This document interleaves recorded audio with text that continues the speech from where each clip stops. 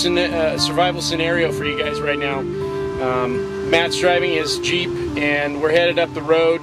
We're miles away from an auto parts store where we can get a replacement part, and Matt has a vacuum leak in one of his vacuum hoses. Just by chance, Matt happens to carry in his vehicle replacement hoses for all different types of things, in case you need hoses for water or for this situation. But the hose he's got today is a section of hose that was from a air compressor hose, and it's going to work in this situation to help us out.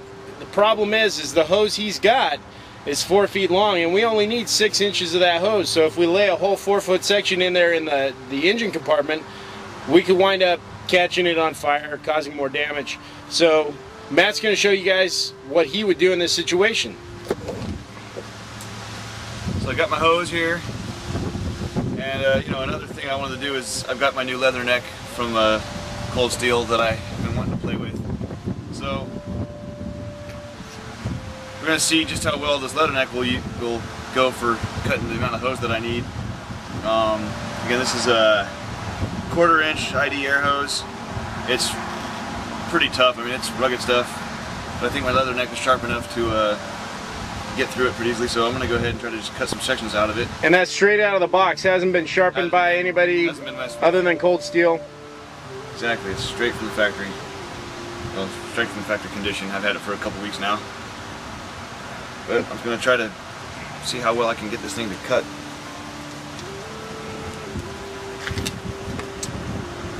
That was pretty easy. Yeah, it was. So yeah, now I'm even more pleased with my new purchase. But and this thing just bites right into that rubber and just goes. So you could easily cut yourself the section of hose you wanted.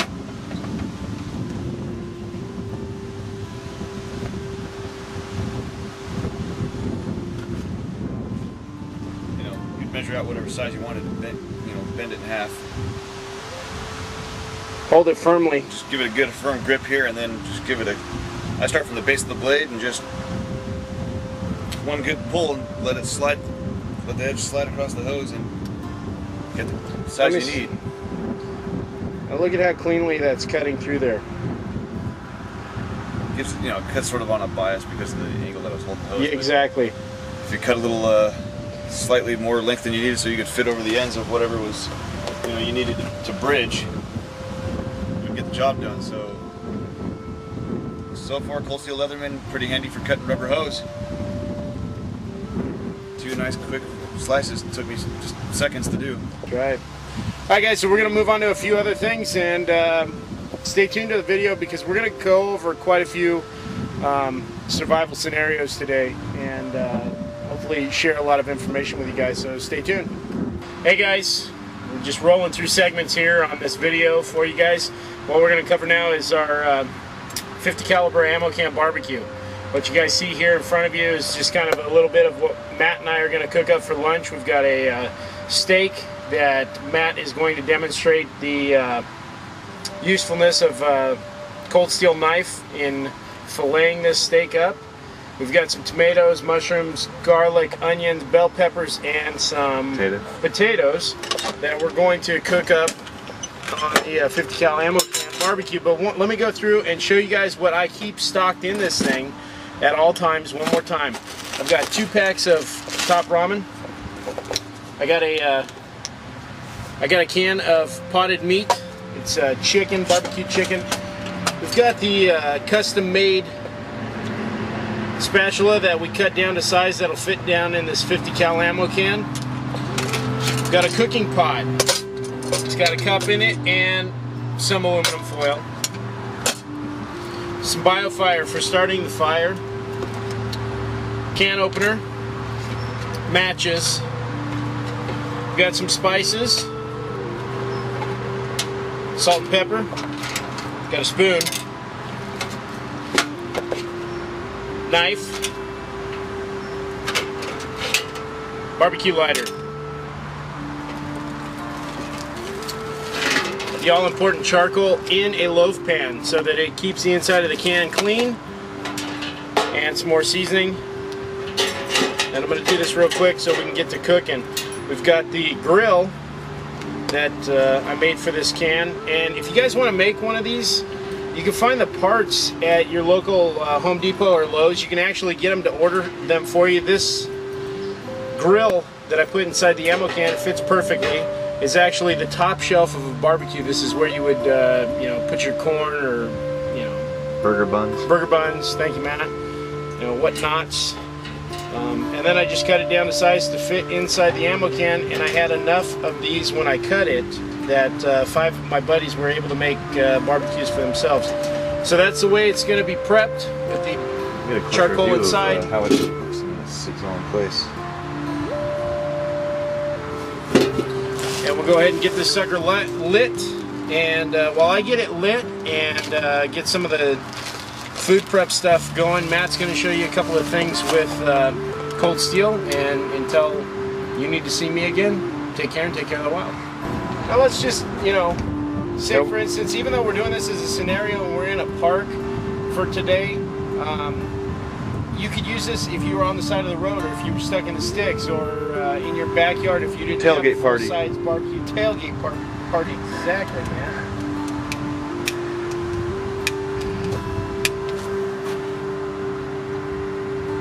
Just light up the biofire and let it start burning, and while these coals get hot, Matt's going to show you his stuff.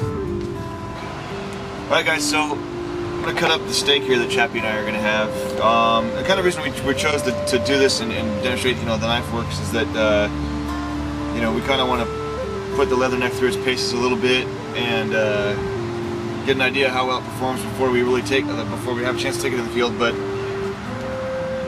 what we're doing is we bought some steak. We figured if the Leatherneck slices the steak up pretty good, then it should be able to handle any game that you might have to catch in the wild to live off of. And as it is just cutting the plastic, as the knife penetrated the plastic and slid across the top of the surface of the meat, I don't know if you can see this, but it already sliced the meat without even trying. So why don't I go ahead and pick this up? That's the fat. It's a little grizzly, but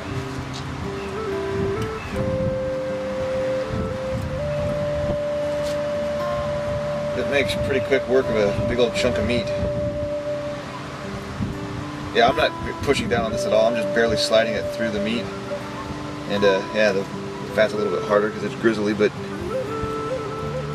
that is making a nice clean slice right through that meat.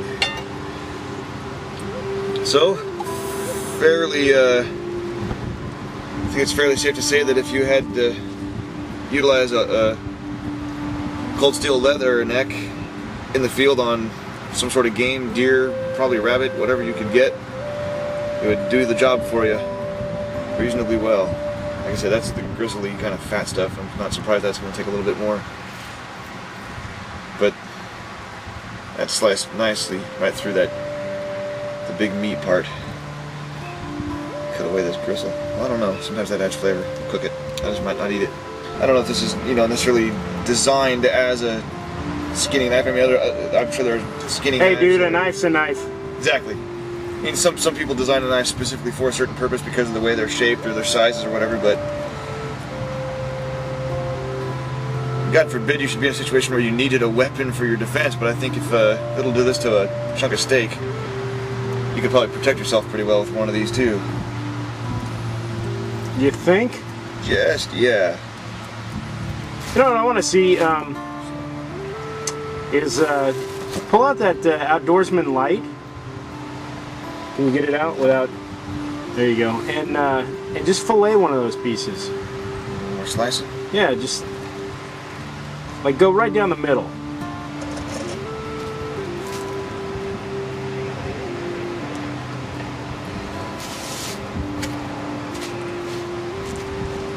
That's a pretty thick piece. This thing is mighty sharp as well, as we were demonstrating with it yesterday. You notice how I mean, I know it's the outdoorsman light, but have you noticed how light that blade is? I know. Look at that. I mean, that's just one. I just dragged it right through there. And again, it probably would have gone all the way through if I'd really been pushing. But that's just a gentle. Cut my fingernail.